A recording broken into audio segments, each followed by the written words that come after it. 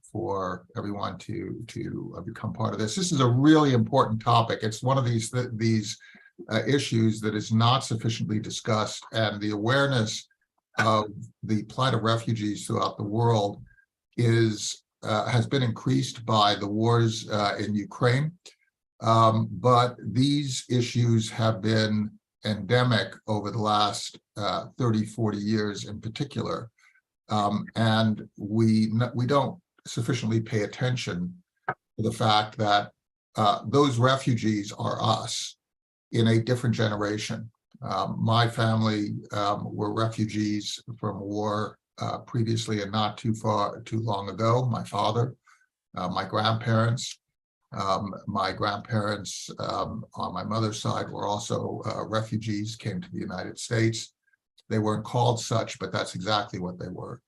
And if you go back in your family history, the likelihood of you either having been personally affected by this crisis of refugees and asylum seekers is very high. And certainly if we broaden that to friends and acquaintances, it doesn't take very long before one connects with somebody who has had that experience. Just ask, and you find that this issue is something that we should all be dealing with. So we're going to start, and I see Maureen has joined us as well. We're going to start with the introduction. Maureen, if you'll just stand by, I'm going to take you off of the camera for a bit, but then we'll pop you back on. Okay. Okay, great. Sorry for being late. Oh, no worries, no worries. So here we go. Let's get this show on the road. Welcome to the Nonprofit Report, your update on nonprofit organizations, issues, and leaders. I'm your host, Mark Oppenheim, and today we're discussing a key aspect of a much discussed issue, American policy on refugees and asylum seekers coming to our borders, with special guests today, Maureen White, Executive Director of Refugees International, David McKeever, CEO, Refugee Services of Texas, and Krish Vignarajah.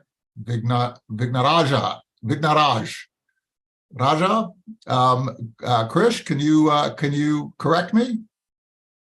Vignarajah, very close. Vignarajah, sorry about that. CEO of Lutheran Immigration and Refugee Services. And a reminder to Zoom attendees that we will take 3 snap polls during the show and we'll announce results. And your questions submitted through the Q&A function at the bottom of your screen will be included in our discussion. Krish, could you come on?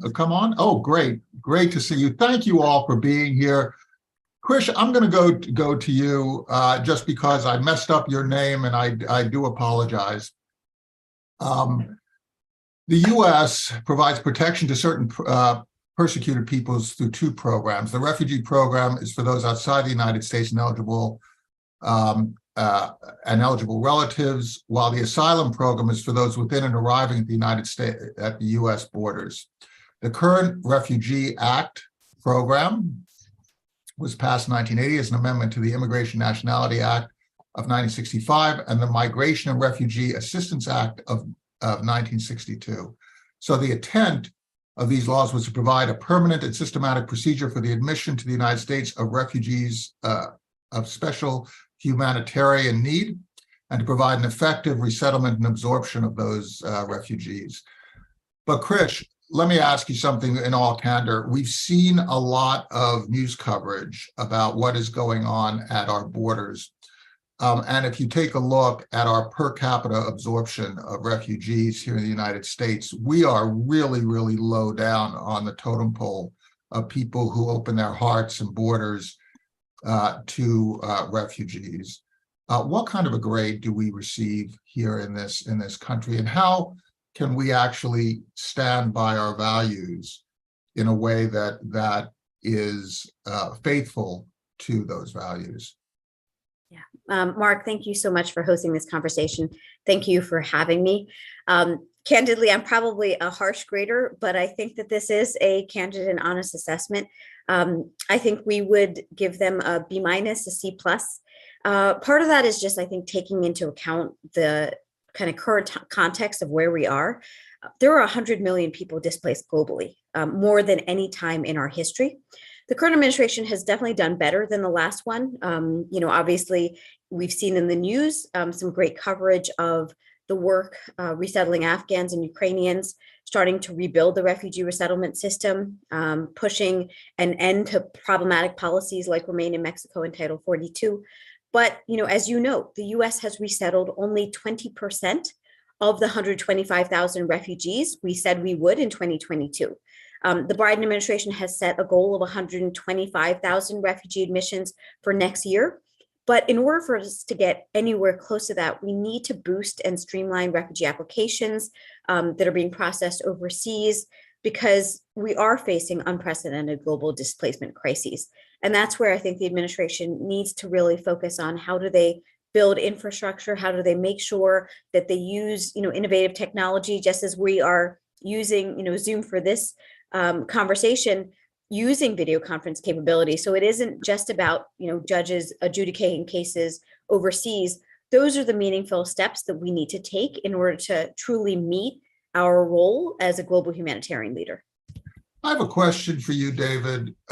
Given what Krish was just saying, and I don't think you're a harsh grader at all. As a matter of fact, I would have given us a more harsh grade, because under the current policies, my relatives wouldn't have gotten into this country.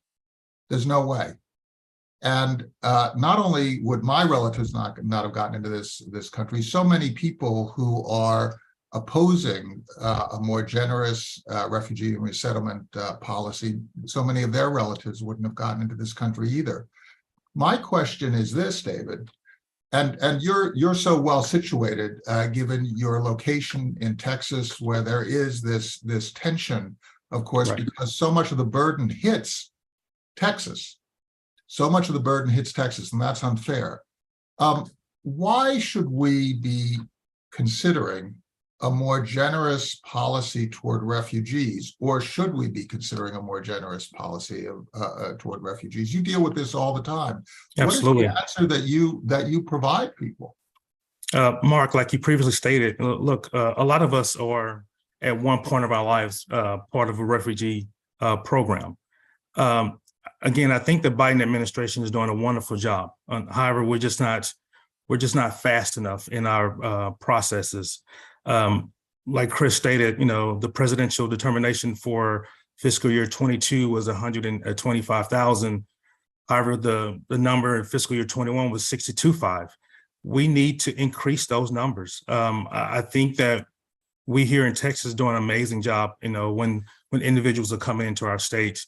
Yes, there's some friction going on between federal and state. However, it's our job to make sure that we're doing everything that we can to make a better life for these refugees. There's so many things that they need on a daily basis that we can provide. We have the capacity to do it here within our state and within our country as well. And so I just think that we need to, as a country, be better, welcome more people into our country. Again, we're way down on the totem pole. 120. Why should I care, David? If let's say I have a small store that is selling something. Let's say I'm selling clothing, or I'm selling food, or whatever it happens to be. Let's say I'm a rancher. Let's say I'm a farmer. Correct. Why should I care about my tax dollars being spent on supporting refugees and asylum seekers? Why should I be supportive of that? If you're a farmer in the United States, those refugees can become essential workers. Those are people who can actually work on your farm, work in our community, make our community better. They become entrepreneurs. They can uplift this country. It's not a burden on us, right? This is we all have to realize that a lot of us was not born in this country, and so those people become productive citizens and make this country what it is. This is an amazing country. Let's not put that to the side. And the more individuals, this continues to be a melting pot. And so again, essential workers, people who contribute to our neighborhoods and our state and our nation. I think it's a wonderful thing.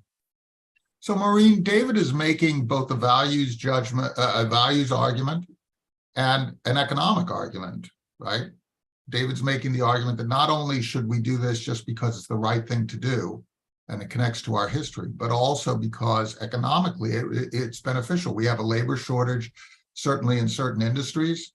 you know, the entrepreneurial energy of people who are who have gone through some really tough times and are really incentivized to make it work here, is part of the energy that he's talking about. What do you at Refugees International see in terms of trying to convince others who might have a greater skepticism to become part of this? And by the way, you're muted right now. You're muted. I'm here now. First of all, thank you, Mark, for having me on this call today. And I'm happy to be here with David and Krish, who represent other organizations which are really doing really great work. You know, what I want to, when I think, am I freezing? You're freezing just a little bit. Oh God, I wonder if I should go to my iPad. But tell me if you can't hear me. I can switch to my iPad. It's not working. That's But okay. one of the things that people should realize, 2 points that I would just make. First and foremost, we have to set the numbers coming over the border in the United States. You know, there are different populations that we're talking about. The one that gets the most attention in the headlines and on the news shows are the people coming over the border, and there are large numbers. I should point out that in terms of people being apprehended at the border now versus what was happening in the 1990s, it was a larger percentage of the population in the 1990s than our numbers now. And at a time when the US GNP was a fraction of what it is right now. Our economy has grown so strong. Our population has not grown much stronger. So we have both the financial resources and the space to take in more refugees now than we have been over the border, than we were 40 years ago when we dealt with this crisis. Arguably, it was hard 40 years ago, but there was near as much backlash 40 years ago than there is now. Are you saying that the backlash actually isn't founded necessarily in fact? It's more I would say that 100. I would say that there, you know, the way the media sees this issue has been much more politicized than it was 40 years ago. But let me step back and say something else about the asylum process, because one of the things we see now at the border is it's what we would call a mixed population. There are some people looking for a better life. People are fleeing hunger, unemployment, and things like that. They want a better life, okay? I came from a community of people. I'm 100% Irish. The people in Ireland were dying, so they came to the United States, and they were welcome. We have those people trying to get to the United States, but we also have a category of people who fit specifically the asylum category, which is what our topic today is about. And asylum is people who fear to go home because they cannot live. They are under threat of persecution or brutalization, not just hunger and unemployment, but the asylum definition, the asylum laws in this country and globally are pretty much targeted at those who have no choice because they will face violence if returned.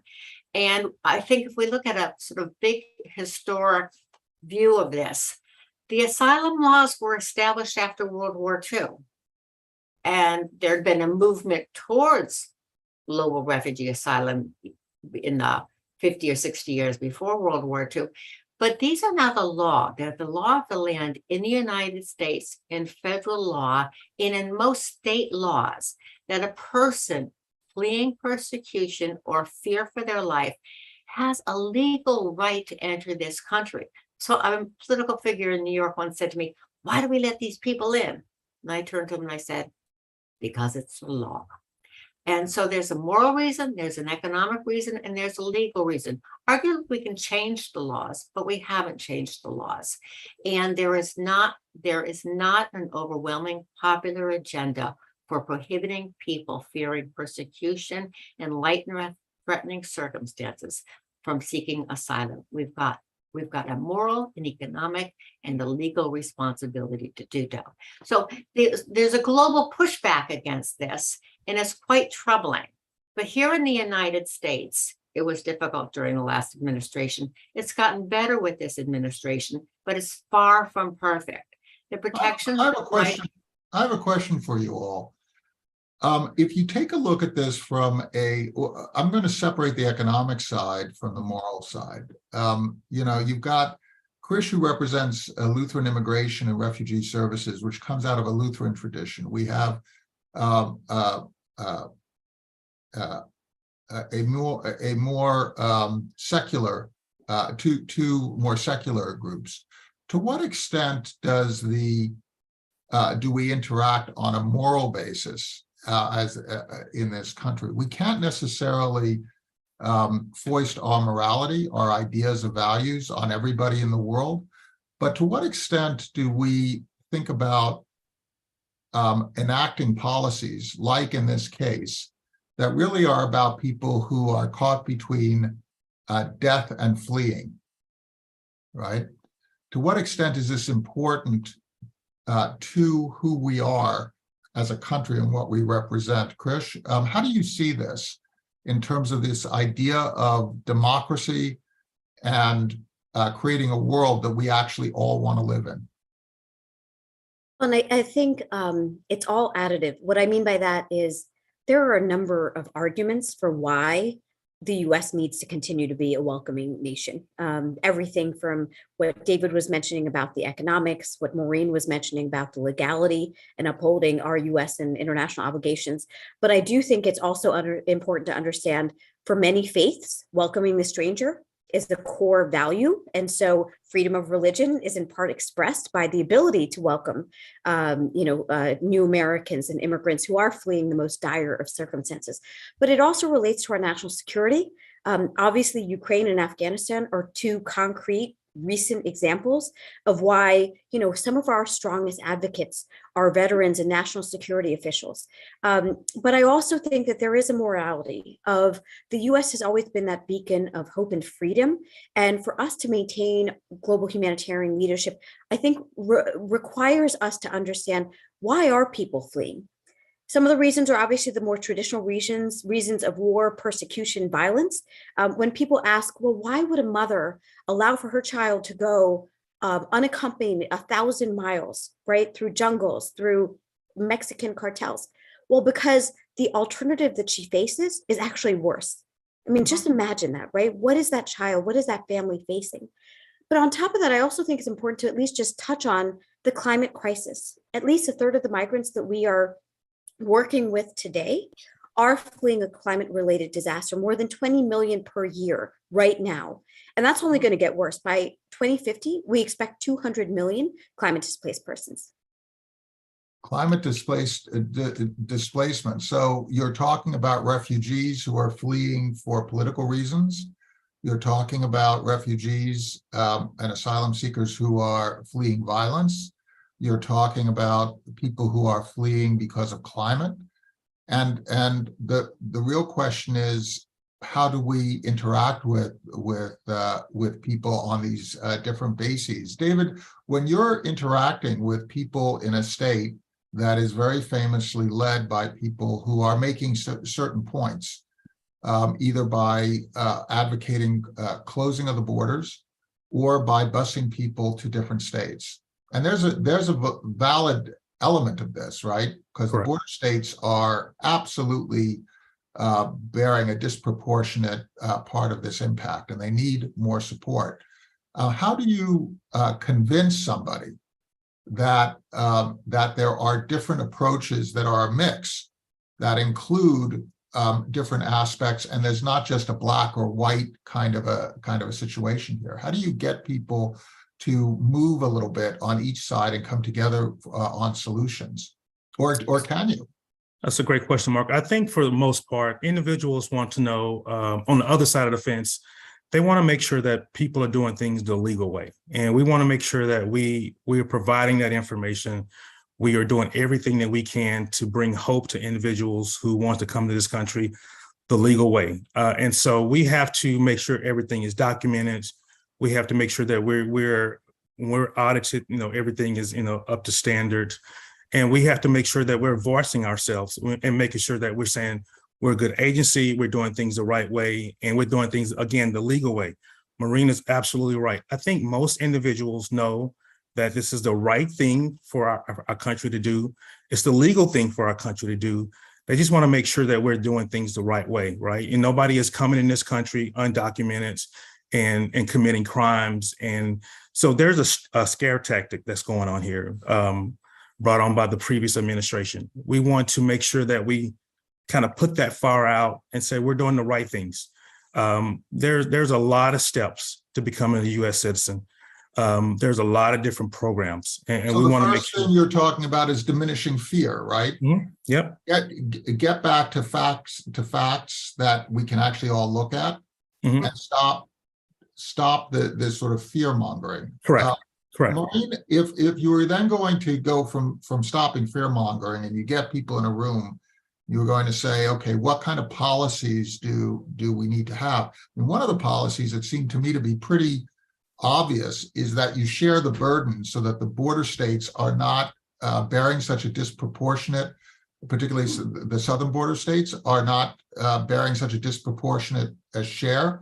I mean, I do think the governors who are busing people, although I think it's an abhorrent tactic to make a point, but they do have a point in that there should be more burden sharing throughout the country. So maybe that's another thing, but are there other actions that we can all take to create a solution rather than these incessant arguments that are unproductive?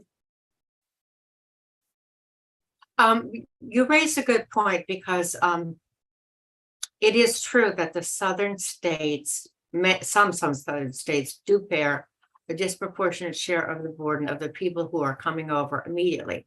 Again, and I refer to this population coming over the border as sort of a mixed population, okay?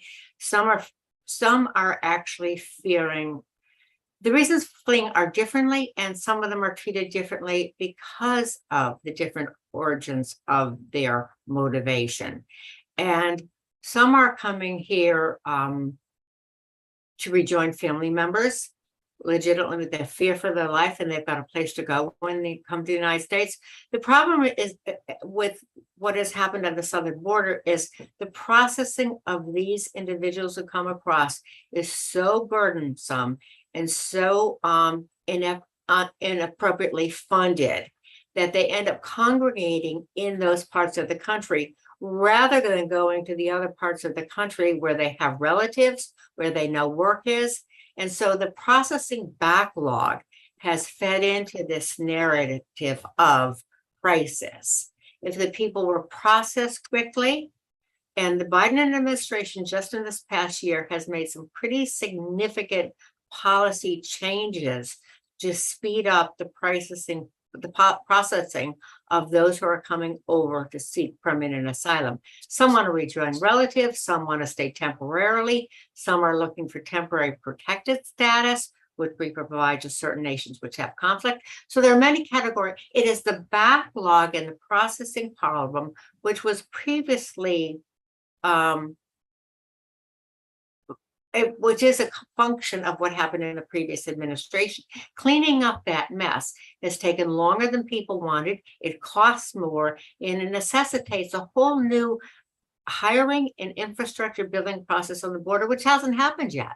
And if the processing were in place, there wouldn't be so many people congregating in these states because they would be processed and moved on to other parts of the country. To what extent is what we're experiencing about race, about so many people who are coming into this country are Spanish speakers, are people of color, are coming in with particular traditions and religions and cultural attributes that where that is viewed as by certain folks as threatening the American identity and cultural mix and shifting that. You know, I hear sometimes these remarks which are either bordering on or very overtly racially tinged.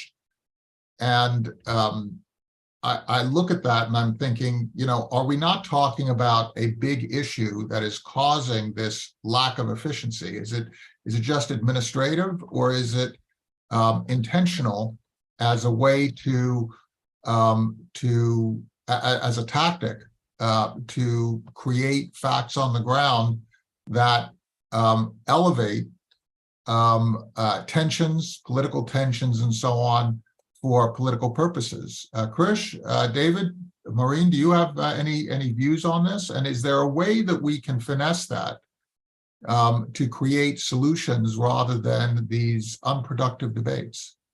Krish? Go ahead. I'm sorry. No, go ahead, David. Go ahead. I think it's a tactic. I think it's more of a political tactic, but we have to get the message out that, people that come through our programs can become amazing citizens. We have to tell stories.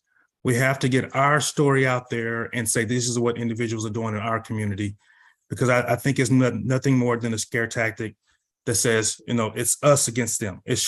Our country should not be that way. It should be a blend of citizenship. It's this tactic is only politically driven. It's for individuals who want to see themselves remain in office for some reason or another. That's as simple as that. Do we have to actually try to create a balance in which who want to some reason or create do we have to create a balance where the parties are not identified with those values, where everybody's in one corner? We hear talk about the fact that it used to be the parties were not all clustered around a certain set of issues or a certain set of voters. And now increasingly, everybody's in their corner and there's no way to talk with each other. How do we deal with this?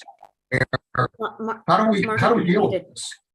Jump in, because I do think, one part of my role is, since we operate in nearly 40 states, we're talking to people in the reddest of red states, the bluest of blue states. And what's interesting to me is when I'm having these conversations, they're actually quite reasonable. We talk about how do we avoid misperception, how do we fight fiction with fact? And then we also talk about how do you actually get to those policy solutions?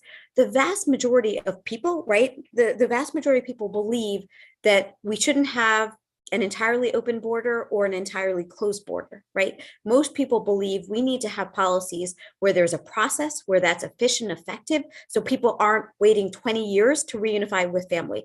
For people who want economic visas, seasonal workers, they don't necessarily want America to be their home, right? But they want jobs, and our employers need them to be productive workers here. And so I think the question is, how do we try to get this out of that political realm? Because that is where, you do see people going into their corners and trying to make this a wedge issue, right? Trying not to solve the problem so it remains an active debate. It can be an opposition ad. But I think the most people want the US to have a system where you can wait your turn, you can apply for a visa, you don't necessarily need to come to our border, right, to make your case. But I think the reality right now is that so many of our immigration programs are dysfunctional, right? Why do we have a 660,000 backlog of asylum seekers? Why does less than 1% of refugees get resettled? Why is it that 20,000 Ukrainians came across our southern border because there was no better process, while Haitians were being summarily displaced and expelled? So I think that is where, when you actually talk to Americans, and I mean conservatives and everything in between, there is actually a desire to get to solutions, but we need to push Congress, not just the administration, to finally get there. So you're basically saying that instead of thinking about nonsense politics, we should be thinking about real solutions that actually work. And what you're saying is that we should actually listen to each other and try and come out with some balance that takes the valid concerns of everybody. Let's look at facts together. Let's look at values together, right, David? And figure it out. It is within our power, but as long as it's being used as a political tool, that's too enticing, right? Instead of dealing with solutions, you're using it as a wedge issue, and you want to keep that wedge issue. on both sides. But let's get rid of that wedge issue and let's start doing something that is functional for the country and for its economics and for businesses and for people who are actually fleeing these circumstances. Is that how you're looking at it as well, David? Absolutely. Again, this is if we all just sit down and talk about the options that we have for bringing individuals in this country and the impact that they can make in our country, this is all can be much better. Maureen, we're going to give you the last word as long as your tech holds up. How do you see, what action can we all take, all of us, to encourage that type of problem solving? Well, I don't think we could solve every aspect of it or in very soon or in our lifetime. And I think we have to segment out the things that we can make change on and the things that we can't. A comprehensive immigration bill won't happen as long as there is a dysfunctional Congress. And we do not, there is not any kind of consensus within Congress, and there hasn't been for 25 years about comprehensive immigration. So big things have to change one way or the other in Congress has to have comprehensive immigration reform. We can make changes on things like asylum, okay? And the Biden administration has come up with, so if they are implemented and if they are funded, will make it much easier and much faster and much more legal and much more legally accessible for people, asylum seekers coming across their border, to have their case heard by an asylum officer and to be able to move on and get certain benefits from being an asylum seeker in the United States, including a pathway to citizenship. So the asylum thing, processing the asylum claims of those fleeing things that are protected under the Refugee Convention, will be sped up if certain things are funded and people hired at the border in the United States, as the Biden administration has outlined. There is temporary protection status for people like those from Venezuela who don't want to leave their country forever. They'd like safety in this country for now, but they have every intention, if and when things get better, of going back. There should be programs for temporary workers who want to work in seasonal labor, as seasonal laborers. There are many, many pieces of these puzzle. We've got to go after them where we can make progress and hope for change down the road when the political coloration of this country changes. You're all making a really important point, which I'll summarize as this. Let's forget about parties. Let's instead get people who are making these policies, who are looking at facts, who are looking at the welfare of the country, who are looking at values, and who are talking to each other and who are willing to make compromise. I mean, let's get people who we would want to give some authority to because of their values and because of how they think. Instead of just voting by party, let's vote for people who are really good at doing this stuff. Thank you so much for sharing your experiences with us. Maureen White, Executive Director of Refugees International, David McKeever, CEO of Refugee Services of Texas, and Krish Vignarajah, CEO of Lutheran Immigration and Refugee Services. Your work is so very important to the country, to the future of the United States. Thank your staff, thank your boards, thank your funders, thank your clients for their persistence, and thank you. Have a great day, and we'll catch you as you move forward. Thank you, Mark. Thanks for this conversation. Thank you.